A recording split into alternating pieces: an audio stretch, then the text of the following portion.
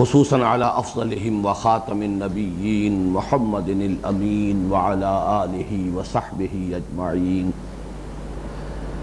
اما بعد فاعوذ باللہ من الشیطان الرجیم بسم اللہ الرحمن الرحیم رب اشرح لی صدری ویسر لی امری واحلل عقدۃ من لسانی یفقہوا قولی اللہم ربنا الہمنا رشدنا واعذنا من شرور انفسنا اللہم ارنا الحق حقا وارزقنا اتباعہ وارنا الباطل باطلا وارزقنا اجتنابہ اللہم وفقنا لما تحب وترضى آمین یا رب العالمین۔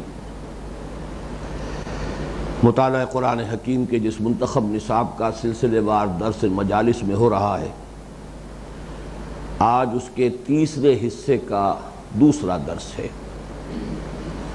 جو سورہ لقمان کے آخری رکوع پر مشتمل ہے۔ پچھلے کچھ دروس کے برعکس آج ہم ترتیب یہ کر رہے ہیں کہ پہلے ہم اس رکوع کی تلاوت بھی کریں گے آیات مبارکہ کی، اور ترجمہ بھی ساتھ کے ساتھ کرتے رہیں گے، اس لیے کہ رکوع طویل ہے، 17 آیات پر مشتمل ہے۔ وقت کی کفایت کے پیش نظر بجائے علیحدہ علیحدہ تلاوت اور ترجمے کے ہم ان دونوں کو یکجا کر رہے ہیں۔ تو آئیے کہ پہلے ہم ان آیات مبارکہ کی تلاوت کریں اور اس کے ساتھ ساتھ ایک رواں ترجمہ کر لیں۔ اعوذ باللہ من الشیطان الرجیم بسم اللہ الرحمن الرحیم تبارک الذی جعل فی السماء بروجا،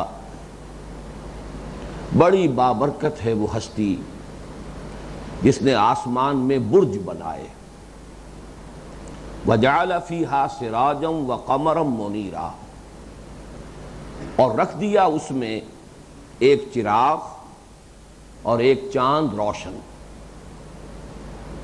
وَهُوَ الَّذِي جَعَلَ اللَّيْلَ وَالنَّهَارَ خِلْفَةً، اور وہی ہے کہ جس نے بنا دیا رات کو اور دن کو ایک دوسرے کے تعاقب میں، لگا دیا رات اور دن کو ایک دوسرے کے پیچھے، لمن اراد ان یذکر، ہر اس شخص کے لیے جو چاہے نصیحت اخذ کرنا، یاد دہانی حاصل کرنا، او اراد شکورا، یا چاہے احسان مند ہونا۔ وعباد الرحمن الذین یمشون علی الارض ہونا، اور رحمان کے بندے، رحمان کے محبوب بندے، پسندیدہ بندے تو وہ ہیں جو چلتے ہیں زمین پر آہستگی سے، نرم روی سے۔ وَإِذَا خَاطَبَهُمُ الْجَاهِلُونَ قَالُوا سَلَامًا، اور جب ان سے الجھتے ہیں جذباتی لوگ تو وہ کہتے ہیں سلام اور رخصت ہو جاتے ہیں۔ وَالَّذِينَ يَبِيتُونَ لِرَبِّهِمْ سُجَّدًا وَقِيَامًا، اور وہ لوگ کہ جو رات بسر کرتے ہیں اپنے رب کے حضور میں سجدہ کرتے ہوئے اور کھڑے رہ کر۔ وَالَّذِينَ يَقُولُونَ رَبَّنَا اصْرِفْ عَنَّا عَذَابَ جَهَنَّمَ، اور وہ لوگ جو کہتے ہیں کہ اے رب ہمارے دور کر دے ہم سے، پھیر دے ہم سے جہنم کے عذاب کو۔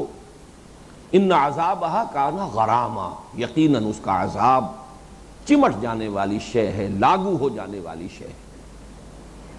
انہا ساءت مستقرا و مقاما، یقیناً وہ بہت ہی بری جگہ ہے، مستقل جائے قرار ہونے کے اعتبار سے بھی اور عارضی قیامگاہ ہونے کے اعتبار سے بھی۔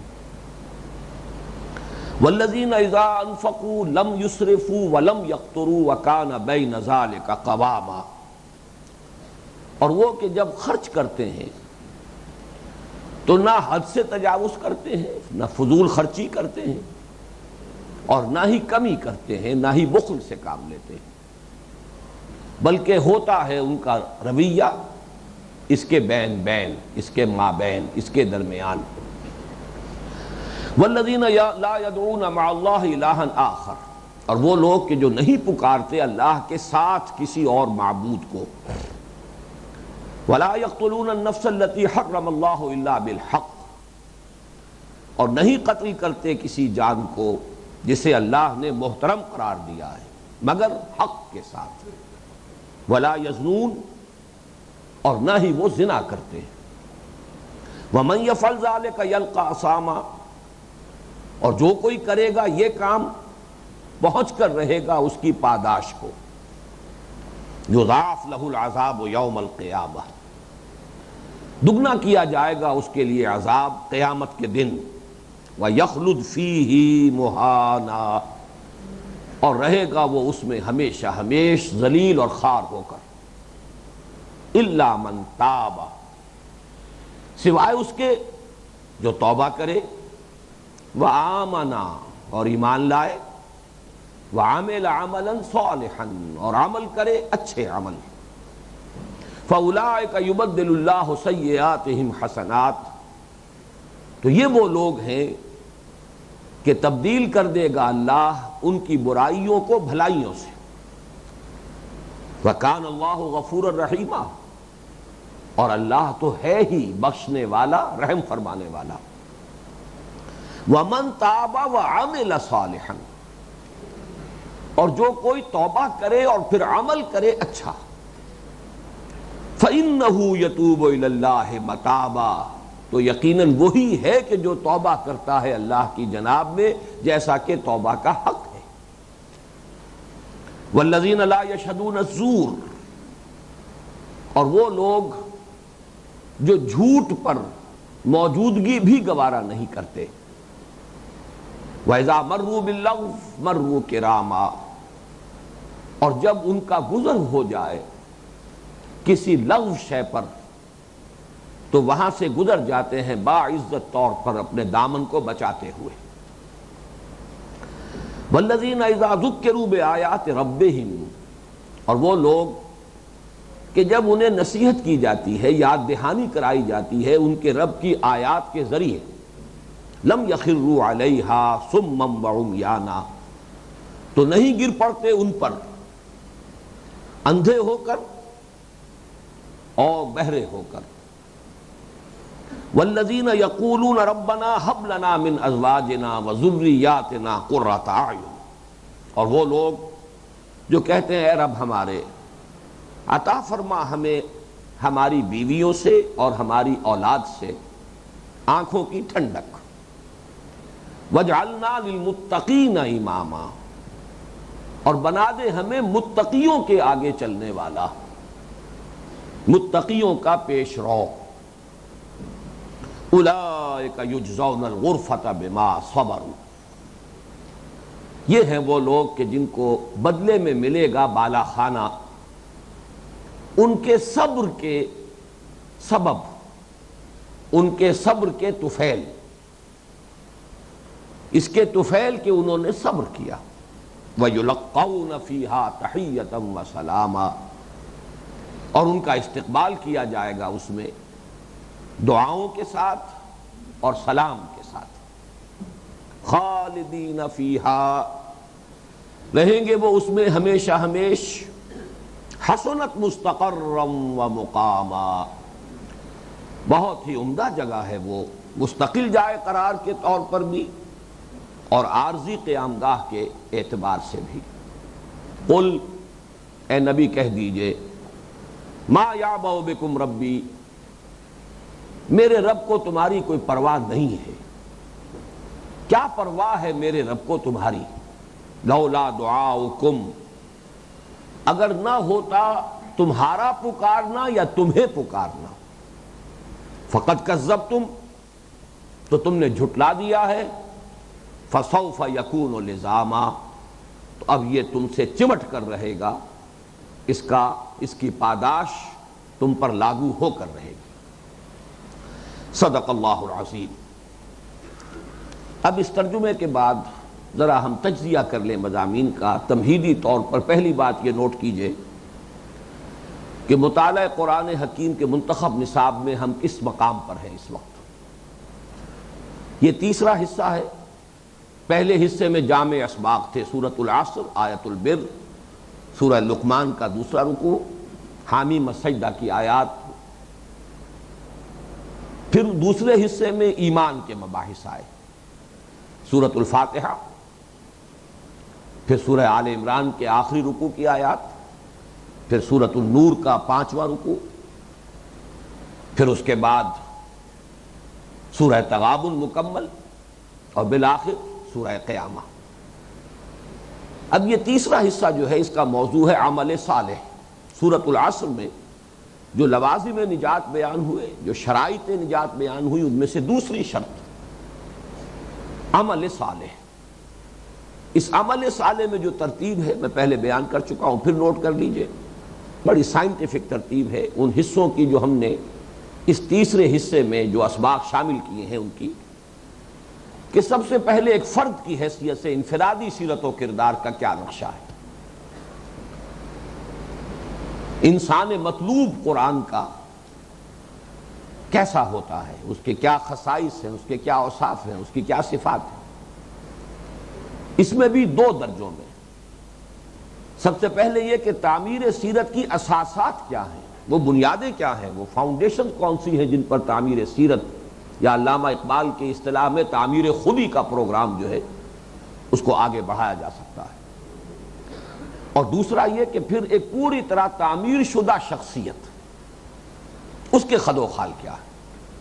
تو ہم اس وقت اس مقام پر ہیں، اس لیے کہ پہلا سبق جو سورہ مومنون کی ابتدائی 11 آیات اور سورہ معارج کی ہم مضمون آیات پر مشتمل تھا، اس میں تعمیر سیرت، تعمیر کردار، تعمیر خودی، انسانی شخصیت کی صحیح رخ پر تعمیر کے لیے جو بنیادیں ہیں وہ ہم ان کا مطالعہ کر چکے ہیں۔ لیکن ظاہر بات ہے کہ اس رکوع میں صرف یہی ایک مضمون نہیں ہے، چونکہ ہم پورا رکوع شامل کر رہے ہیں، تو نوٹ کر لیجئے کہ اس میں کچھ مضامین اور بھی ہیں، اور ان مضامین کی ایک ترتیب بڑی عجیب ہے، اس ترتیب کو ذہن میں رکھیں۔ اس رکوع کی کل 17 آیات ہیں، پہلی 2 آیات اور آخری 1 آیت، 3 آیات، ان کا تعلق ہے حکمت ایمانی، فلسفہ ایمان سے۔ جب ان کا مطالعہ کریں گے ہم تفصیل سے معلوم ہوگا کہ وہ سبق جو ہم نے اپنے اس منتخب نصاب کے حصہ دوم میں بنیادی طور پر پڑھے ہیں، ان کا ایک اجمالی اعادہ ہو جائے گا۔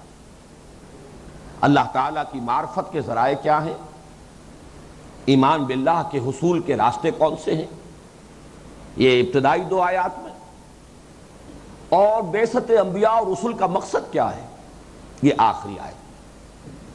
تیسرا جو ایمان ہے، ایمان بالآخرہ، اس کا چونکہ بہت گہرا تعلق عمل کے ساتھ ہے، اصل محرک عمل جو ہے وہ ایمان بالآخرہ ہے، تو وہ در حقیقت درمیان میں 2 مقامات پر آیا ہے اس رکوع میں، اور اس میں ایک خاص اسلوب جو آیا ہے وہ منفرد صرف اسی ایک مقام پر ہے قرآن مجید میں۔ جنت اور دوزخ کا جب تقابل کیا گیا ہے تو اس کے لیے جو خاص اسلوب آیا ہے، اس کے اعتبار سے یہ مقام، یہ رکوع منفرد ہے پورے قرآن حکیم۔ تو ایک تو یہ مضمون ہے کہ جو ہمارے منتخب نصاب کے حصہ دوم کا مضمون ہے اصلاً۔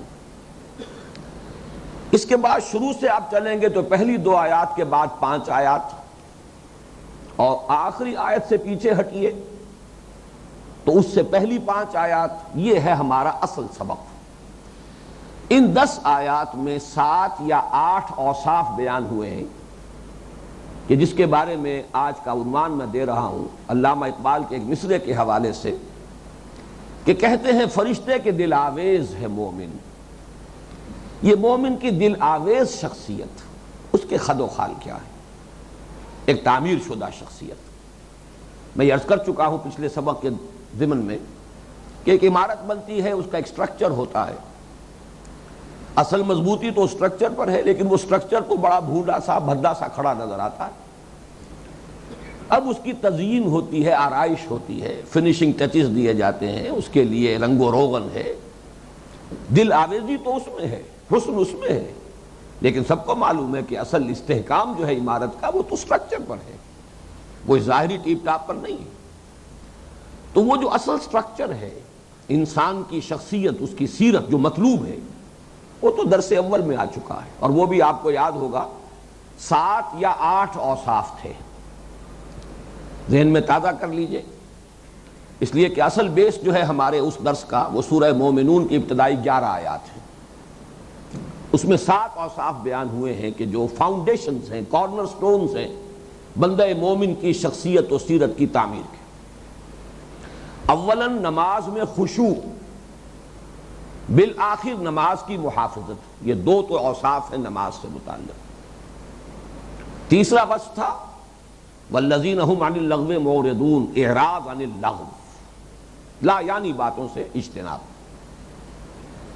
چوتھا وصف تھا والذین هم للزکاۃ فاعلون، تزکیہ نفس کے لیے مسلسل کوشاں رہنا اور خاص طور پر اپنا مال خرچ کرنا اس کے لیے۔ اس کے بعد پانچواں وصف آیا جس کو ویسے آیات تو اس میں دو ہیں لیکن اسے ضبط شہوت، والذین هم لفروجہم حافظون الا علی ازواجہم او ما ملکت ایمانہم فانہم غیر ملومین فمن ابتغى وراء ذلك فاولئک هم العادون۔ چھٹا اور ساتواں وصف ایک آیت میں آیا، امانت کی پاسداری اور ایفاء عہد، والذین هم لاماناتہم وعہدہم راعون۔ اس کے بعد پھر وہی آیت آ گئی والذین هم علی صلواتہم یحافظون۔ یہ 7 اوصاف ہیں، یہ فنڈامنٹلز ہیں ازروع قرآن، اور میں نے لفظ استعمال کیا تھا یاد ہوگا سلوک قرآنی۔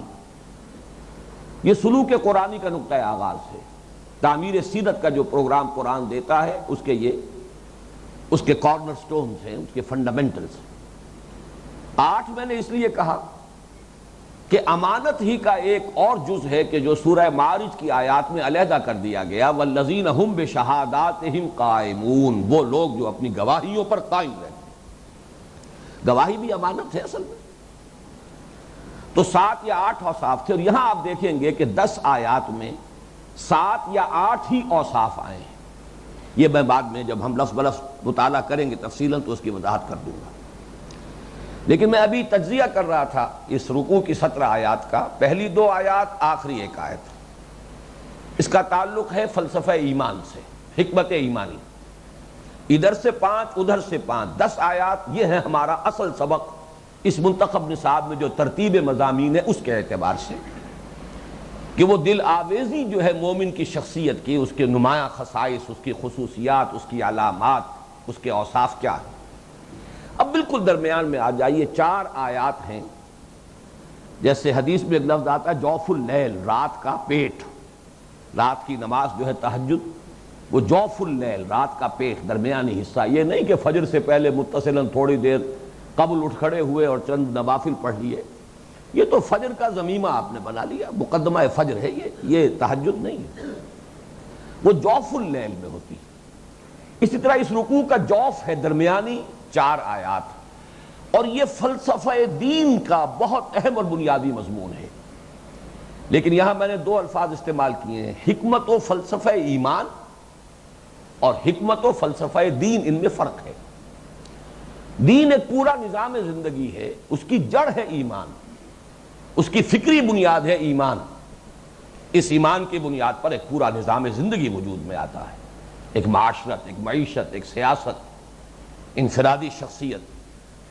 اس اعتبار سے خاص طور پر جو اجتماعیات انسانیہ ہیں، اسلام کا نظام معاشرت، اسلام کا نظام معیشت، اسلام کا نظام سیاست، اس میں سے بالخصوص چونکہ بنیادی شے ہے نظام معاشرت، اس نظام معاشرت کے جو فنڈامنٹلز ہیں، جو اصول ہیں، جو فلسفہ ہے، وہ درمیانی ان 4 آیات میں، اور اس کے ساتھ ہی قرآن مجید کے فلسفہ حکمت کا ایک اہم موضوع ہے توبہ، توبہ کی حقیقت، توبہ کی شرائط، توبہ کی عظمت، توبہ کا مقام۔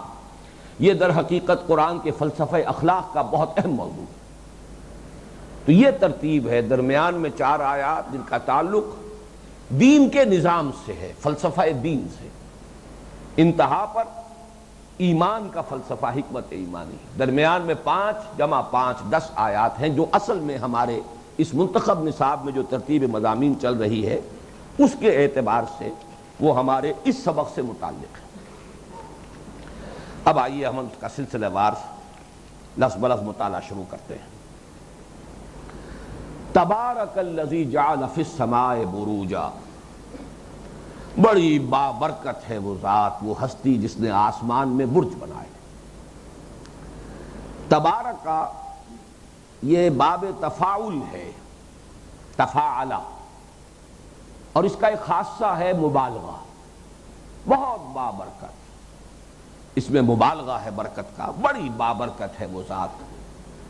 لیکن یہاں اب نوٹ کرنے کی ضرورت ہے کہ برکت کہتے کسے ہیں؟ یہ لفظ ہمارے ہاں عام مستعمل ہے، اللہ برکت دے، مبارک ہو، آسمانی برکات، زمینی برکات۔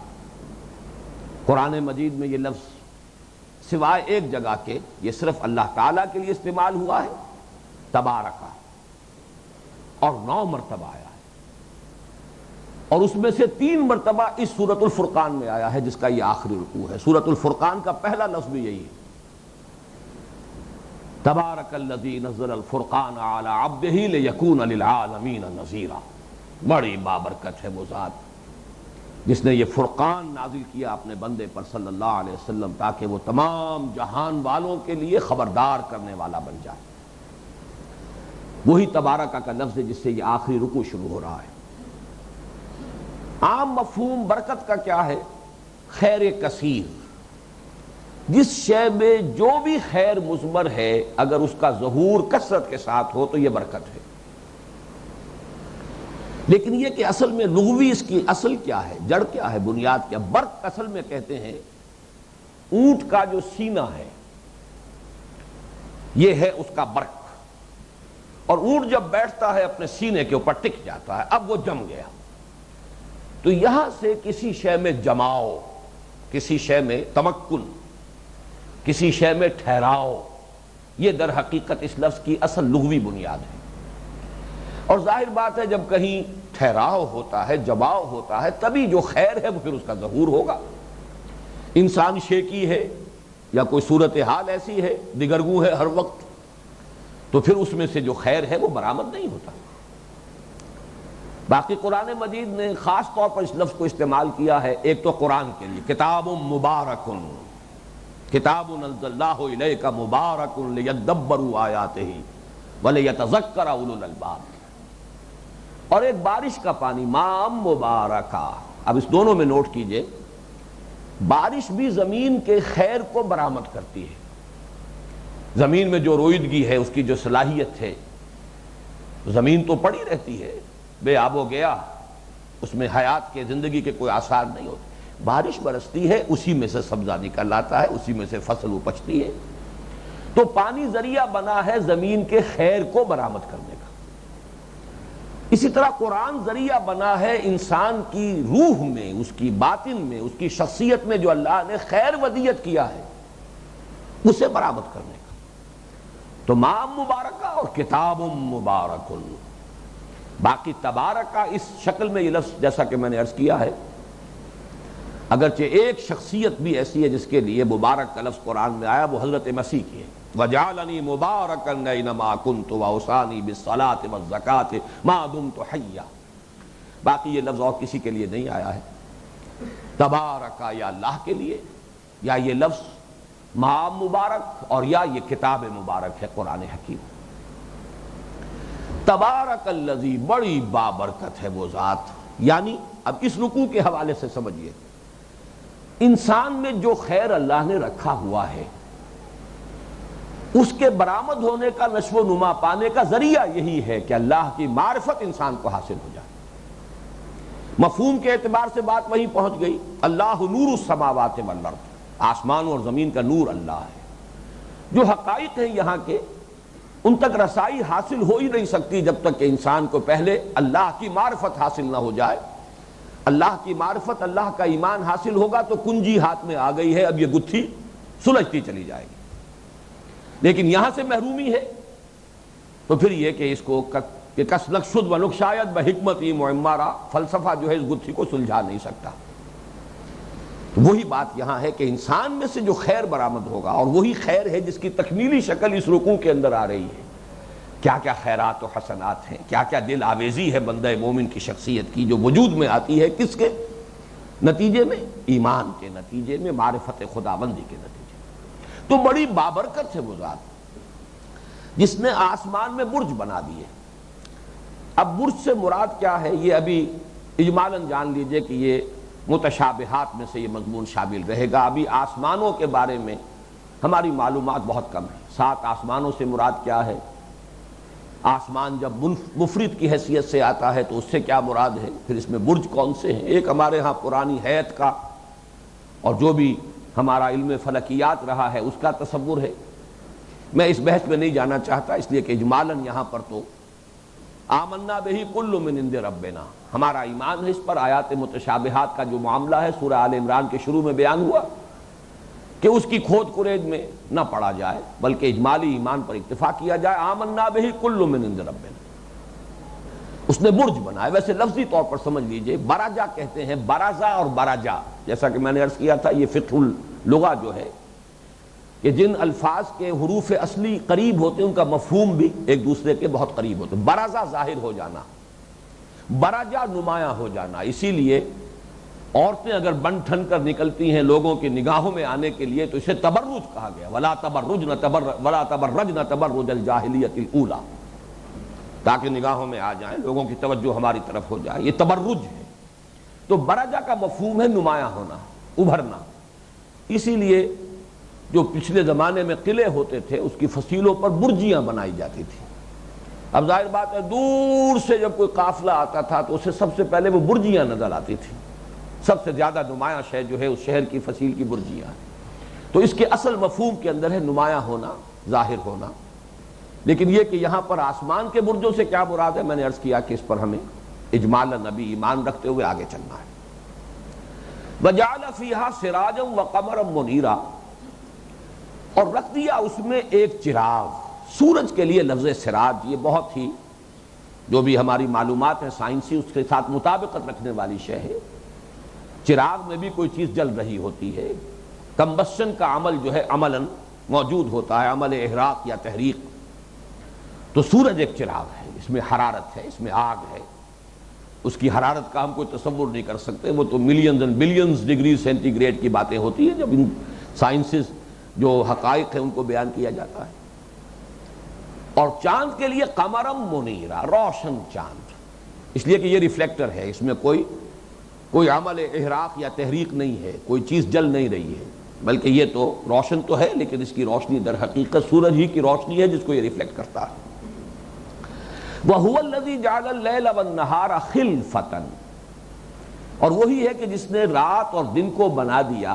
خلف کہتے ہیں پیٹھ کو، پیچھے کو. خلف الرشید، کسی کی اولاد جو نیک ہو، خلف الرشید.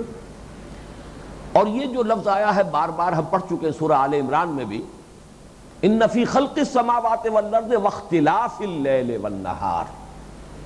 اختلاف اسی خلف سے باب افتعال ہے اور اس کے دونوں معنی ہیں. ایک تو اردو میں جو ہم استعمال کرتے ہیں اختلاف یعنی رائے کا اختلاف ہو گیا، اختلاف رائے. اور ایک یہ کہ ایک دوسرے کا پیچھا کرنا، خلف پکڑ لینا، پیچھا لینا، کہ تعاقب میں ہے. گویا کہ رات دن کے تعاقب میں ہے، دن رات کے تعاقب میں ہے. یہ تو گویا کہ ایک دوڑ ہے جو چل رہی ہے. اور اس کو قرآن مجید نے جو بھی اس طرح کی آیات آئی ہیں، وہ سورہ بقرہ کا بھی جو 20واں رکوع ہے اس کی پہلی آیت، جس کو میں نے آیت الآیات کا عنوان دیا ہے اس لیے کہ میرے علم میں نہیں ہے کہ اتنے زیادہ تعداد کے اعتبار سے جو نیچرل فینومینا ہیں وہ ایک آیت میں جمع کیے گئے ہوں. ان فی خلق السماوات والارض واختلاف اللیل والنہار والفلک التی تجری فی البحر بما ينفع الناس وما انزل اللہ من السماء من ماء فاحیا به الارض بعد موتها وبث فيها من كل دابة وتصريف الرياح والسحاب المسخر بين السماء والارض لآیات لقوم یعقلون. اسی کا خلاصہ ہے جو سورہ آل عمران کے 20 رکوع کی پہلی آیت ہے. ان فی خلق السماوات والارض واختلاف اللیل والنہار. باقی چیزیں بیان نہیں کی گئی، گویا کہ وہ بھی مندرج ہیں، انڈرسٹوڈ ہیں، مضمر ہیں. تو یہ بھی ایک بہت بڑی نشانی ہے. اور واقعہ یہ ہے کہ ہمارا یہ جو پلینٹ ہے، یہ زمین، اس پر جو سلسلہ حیات ہے، حیات ارضی جسے ہم کہتے ہیں، اس کا بڑا گہرا تعلق جو ہے وہ اس رات اور دن کا جو فرق ہے اس کے ساتھ ہے. اس لیے کہ بیسک جو لائف ہے یہاں پر، جو پلانٹ کنگڈم ہے، نباتاتی جو حیات ہے، اس میں آپ کو معلوم ہے اس کی ریسپیریشن یہ بالکل ریورس ہو جاتا ہے. رات کے وقت کچھ اور ہے، دن کے وقت کچھ اور ہے، اور اسی سے سارا نظام چل رہا ہے. تو اللہ تعالیٰ کی عظیم آیات میں سے آسمانوں اور زمین کی تخلیق اور رات اور دن کا الٹ پھیر، اسی کا یہاں اشارہ کیا. وَهُوَ الَّذِي جَعَلَ اللَّيْلَ وَالنَّهَارَ خِلْفَةً. اب ہیں وہ دو حصے جو گویا کہ ہمارا جو دوسرا حصہ تھا مباحث ایمانی، اور ایمان کے لیے قرآن مجید کا جو فطری اسلوب استدلال ہے گویا کہ اس کا اجمالی اعادہ ہو جائے گا۔ یہ تمام آیات، یہ آیات آفاقیہ، کھول آنکھ زمین دیکھ، فلک دیکھ، فضا دیکھ، افلا ينظرون الى الابل كيف خلقت والى السماء كيف رفعت والى الجبال كيف نصبت والى الارض كيف سطحت، ان سب کا فائدہ کیا ہے؟ یہ جو لام آیا ہے لمن ارادہ، یہ لام ہے لام انتفاع، اس سے فائدہ اٹھایا جا سکتا ہے، دو فائدے اٹھائے جا سکتے ہیں۔ لمن اراد ان یذکر، وہ شخص کے جو نصیحت اخذ کرنا چاہے، جس کے اندر ایک تلاش حق کی جستجو ہے، جو جاننا چاہتا ہے کہ یہ کیا ہے کائنات، وہ انہی چیزوں کو دیکھے گا اور انہیں اللہ یاد آ جائے گا۔ یہ آیات ہیں، آیت کہتے اس کو ہے کہ کسی شے کو دیکھ کر کوئی اور چیز یاد آ جائے۔ آپ کے دوست نے کوئی شے آپ کو کبھی دی تھی، وہ کہیں آپ کے ٹرنک میں رکھی رہی، اب سال ہر سال گزر چکے ہیں، دوست سے ملاقات نہیں ہوئی، آنکھ اوجل پہاڑ اوجل، وہ آپ کے ذہن سے بھی اوجل ہے۔ اچانک آپ نے ٹرنک کھولا اور وہ شے نظر آ گئی، کوئی رومال، کوئی قلم، کوئی اور شے، اور بغیر آپ کے ارادے کے دوست یاد آ گیا۔ یہ ہے نشانی آیت اور تذکر، اس کا باہمی جو رشتہ ہے چولی دامن کا۔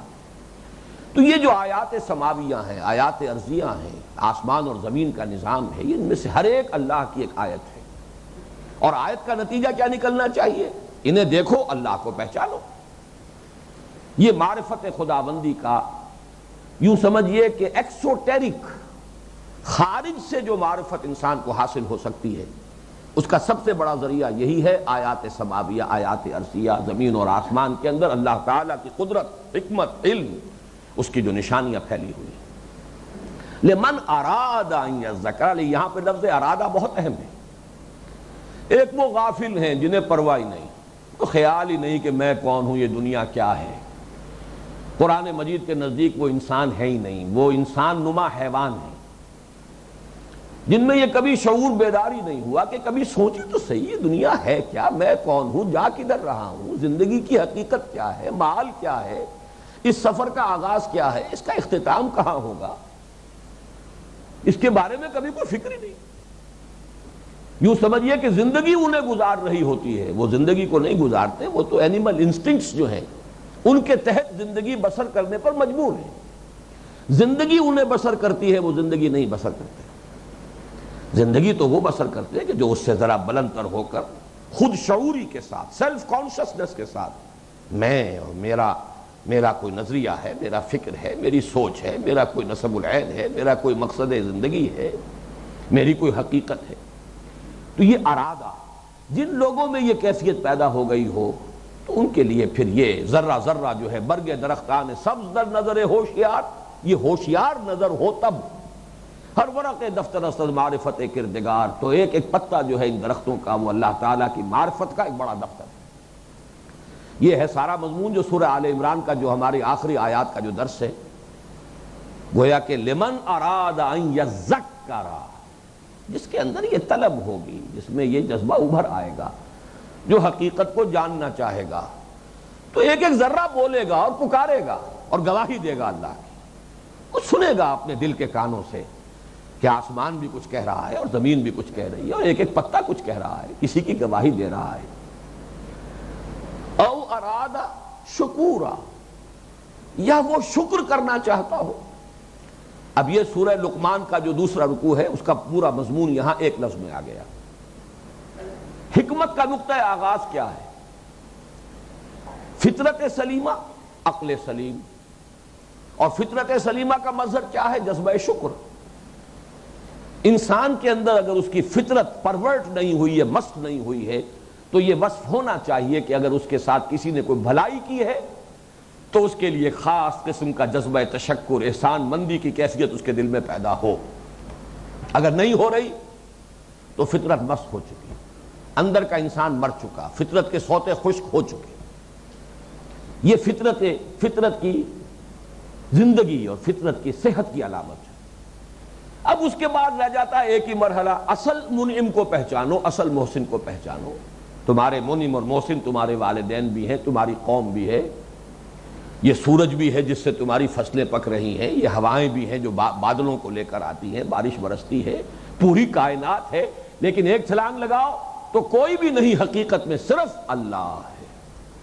یہ تمام سلسلہ اسباب جو ہے ایک مسبب الاسباب کی گرفت میں ہے، یہ اسی کا احسان ہے، اسی کا انعام ہے، اسی کی ربوبیت ہے، یہ سب کے سب در حقیقت اسی کے قبضہ قدرت کے اندر جکڑے گے۔ یہ ہے شکر کے جذبے سے اللہ تک پہنچنا۔ تو یا تذکر سے اللہ تک پہنچیں گے اور یا شکر سے اللہ تک پہنچیں گے، اور دونوں جذبے ابھریں گے انہی مشاہدات سے۔ تبارک الذی جعل فی السماء بروجا وجعل فیہا سراجا وقمرا منیرا وہو الذی جعل اللیل والنہار خلفۃ لمن اراد ان یذکر او اراد شکورا۔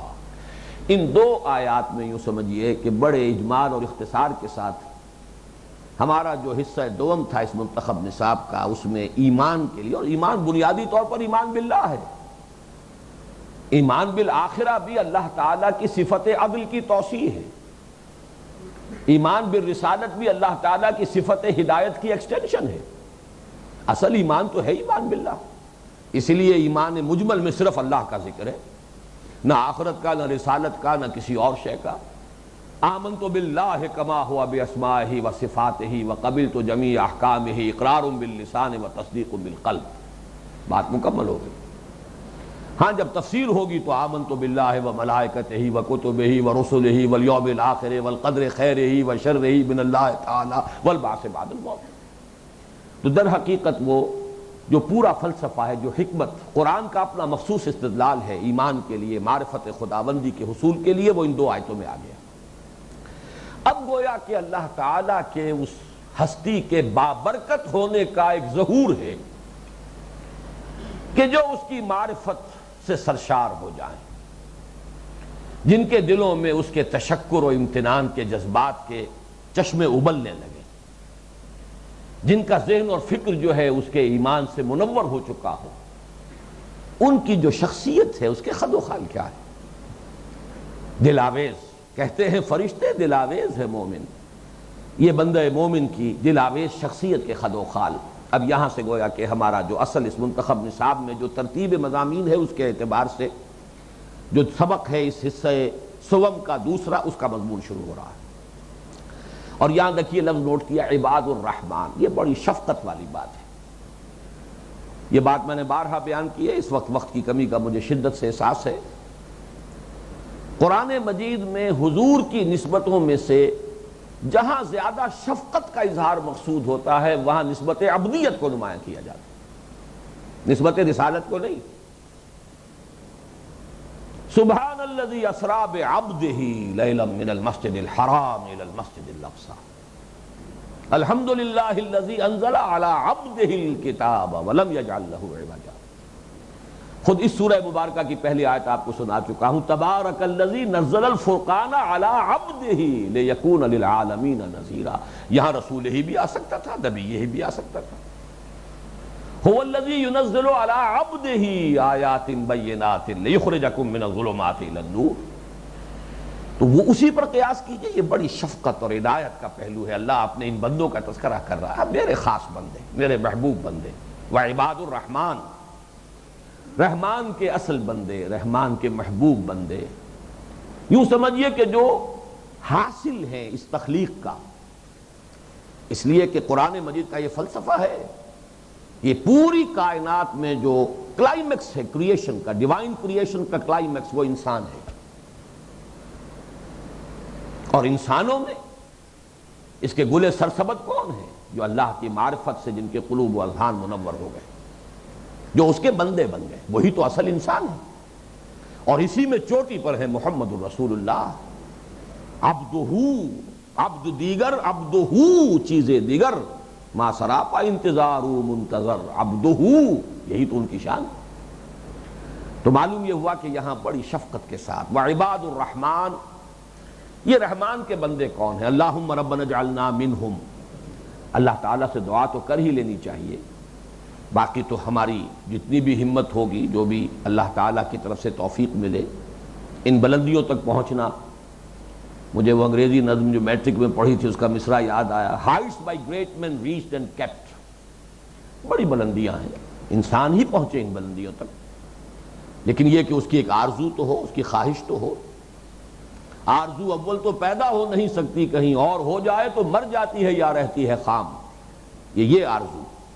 دنیاوی آرزویں جو ہیں وہ تو نہ مرتی ہیں نہ خام ہوتی ہیں، وہ تو روز افزوں رہتی ہیں، بڑھتی رہتی ہیں، پھلتی پھولتی رہتی ہیں۔ وعباد الرحمن الذین یمشون علی الارض ہونا، رحمان کے بندے وہ ہیں کہ جو زمین پر چلتے ہیں آہستگی سے۔ کیا معنی؟ تواضع، یہ تکبر کے برعکس کیفیت ہے۔ جیسے کہ انسان کا جو بھی ذہن ہوگا، جو اس کی سوچ ہوگی، جو اس کا انداز ہوگا فکر کا، ویسی ہی اس کی چال بھی ہوگی۔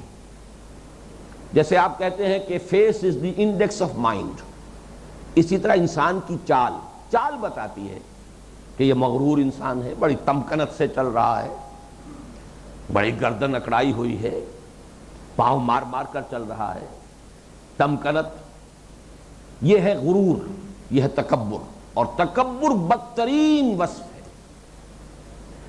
ساری ضلالتوں اور گمراہیوں کی جڑ بنیاد تکبر ہے، شیطنت کی بنیاد تکبر۔ ابا واستکبر وکان من الکافرین، یہ ابلیس کا تذکرہ، استکبار۔ تکبر وہ شے جس کے بارے میں فرمایا لن يدخل الجنہ من کان فی قلبہ مثقال حبۃ من کبر، جنت میں ہرگز داخل نہیں ہو سکے گا وہ شخص جس کے دل میں دانے کے برابر بھی کوئی کبر موجود ہے۔ چنانچہ ہم دیکھ چکے ہیں سورہ لقمان میں جو آخری نصائح تھیں حضرت لقمان کی، وَلَا تُصَعِّرْ خَدَّكَ لِلنَّاسِ وَلَا تَمْشِ فِي الْأَرْضِ مَرَحًا، دیکھو میرے بیٹے، اپنے گالوں کو پھلا کر نہ رکھنا لوگوں کے لیے، بلکہ سارک، وہاں ہم بیان کر چکے ہیں، وہاں سارک کہتے ہیں ایک بیماری کو جو اونٹ کی گردن میں پیدا ہو جاتی جس سے کہ گردن ٹیڑھی ہو جاتی تھی۔ تو یہ کج رخی اور کج ادائی جب ہوتی ہے انسان میں، جب تکبر ہوتا ہے تو وہ سیدھا نہیں کسی سے بات کرتا اور سیدھا اس کو فیس نہیں کرتا، بلکہ ذرا سا تھوڑا سا وہ کج ادائی، کج رخی، کج کلاہی، یہ کج کا لفظ جو ہے بہت استعمال ہوتا ہے، تو یہ کج رخی، کج کلاہی، تو یہ ہے وَلَا تُصَعِّرْ خَدَّكَ لِلنَّاسِ، دیکھنا کبھی اپنے گردن کو ٹیڑھا نہ کرنا لوگوں کے لیے۔ عام ترجمہ کیا جاتا ہے با محاورہ، اپنے گالوں کو مت پھلانا لوگوں کے لیے تکبر میں۔ وَلَا تَمْشِ فِي الْأَرْضِ مَرَحًا، اور زمین میں مت چلنا اکڑ کر، اینڈتے ہوئے۔ یہی بات جو ہے اگلا سبق جو آئے گا، اگلے سے اگلا، پہلا سبق تو سورہ تحریم کا ہے، اس کے بعد پھر یہ کہ سورہ بنی اسرائیل کا تیسرا اور چوتھا رکوع، اس میں آئے گا وَلَا تَمْشِ فِي الْأَرْضِ مَرَحًا إِنَّكَ لَن تَخْرِقَ الْأَرْضَ وَلَن تَبْلُغَ الْجِبَالَ طُولًا، اور دیکھنا زمین میں اکڑ کر مت چلنا، مت چلو زمین میں اکڑ کر، تم کتنی ہی اپنی گردن اونچی کر لو اور کتنا ہی اور اوپر ترا چڑھا لو، ہمارے پہاڑوں تک نہیں پہنچ سکو گے، اور کتنا ہی زمین میں پاؤں اکڑا کر اور مار مار کر چلو، ہماری زمین کو پھاڑ نہیں سکو گے۔ بہرحال یہ تکبر، اور اسی کے لیے ایک دوسرا لفظ آتا ہے حدیث میں، اعجاب المرء بنفسہ، عجب کہتے ہیں اپنے آپ کو کچھ سمجھنا، اپنے ہی حسن کا دیوانہ بنا پھرتا ہوں، اپنے ہی اوصاف، اپنی ہی صلاحیتیں، اپنی ہی ذہانت، اپنی ہی فطانت، اپنا ہی تقویٰ، اپنی ہی عبادت گزاری، اسی کا ایک غرہ ہے، یہ عجب ہے۔ اور اس عجب کے اندر بھی سب سے خوفناک عجب ہوتا ہے رائے پر عجب، اعجاب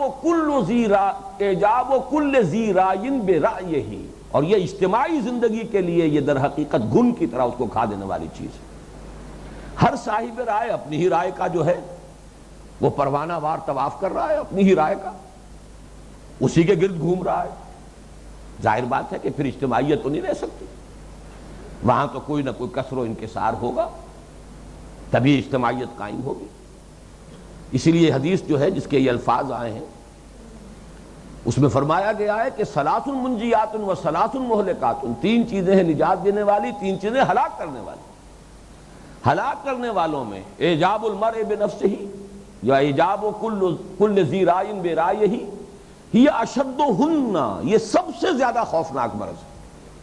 خود پسندی، خود رائی، یہ در حقیقت یہ اس تکبر ہی کا ایک عکس ہے جس کے برعکس کیفیت یہ ہے کہ وَعِبَادُ الرَّحْمَنِ الَّذِينَ يَمْشُونَ عَلَى الْأَرْضِ هَوْنًا، اللہ کے نیک بندے، محبوب بندے وہ جن کی چال بتاتی ہے کہ یہ اپنے آپ کو بندہ سمجھتا ہے، اس کے ذہن پر تصور موجود ہے کہ میرا رب ہے، میرا آقا ہے، میں غلام ہوں، میں مالک نہیں ہوں، میں آقا نہیں ہوں، میں تو مملوک ہوں، میں بندہ ہوں۔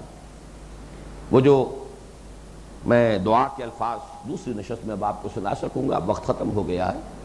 بارک اللہ لی ولکم فی القرآن العظیم ونفعنی وإیاکم بالآیات والذکر الحکیم۔